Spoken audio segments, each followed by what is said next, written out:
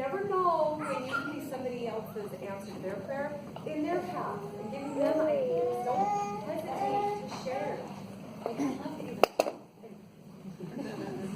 Thank you, Christine. That was perfect. You said what you usually say, right? So I've had a couple of neighbors and people in my ward that have had questions about the gospel. And it's interesting because you kind of assume that everybody's in a place where they're comfortable with the gospel and they're willing to share. But I've had some people come to me and ask me about just basic things, about like baptism for the dead. And she was just asking me, why do we do this? And so, as a missionary, I was giving her my missionary testimony of baptisms for the dead, but it sparked something inside of me because I just had a 12-year-old turn 12 and doing baptisms, and it caused me to do more research. So I went through my institute manuals, and I was going through different talks, and I brought them to her, and she said, I just had no idea the depth of where this comes from. And so it was just fun because then I was able to ask my ministering sisters, and I asked these sisters in the Relief Society, what are you thinking? How do you explain this in this way to this child?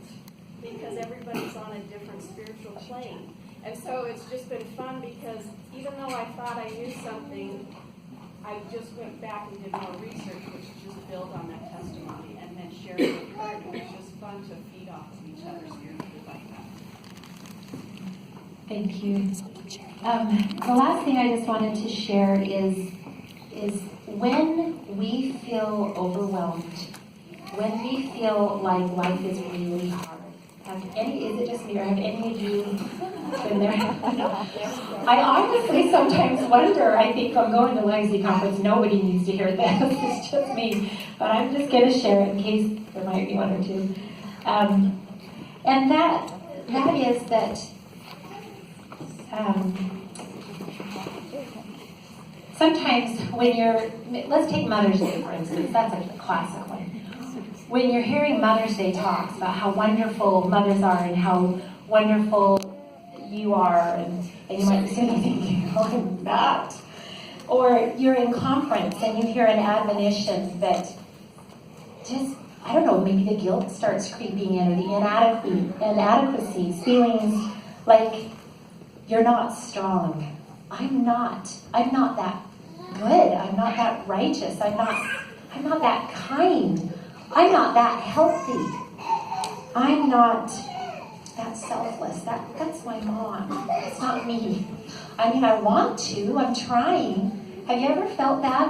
What if you come to Anderson Legacy Conference and you hear this is how a good mother should be, and you need to read your scriptures every day? Didn't you just say that? And sometimes it feels overwhelming. And sometimes we feel like we can't do it. And you've probably all heard the little adage, just hang in there. Well, Elder Pearson of the 70s said, let me be clear. To hang in there is not a principle of the gospel. Sorry. That's not going to cut it.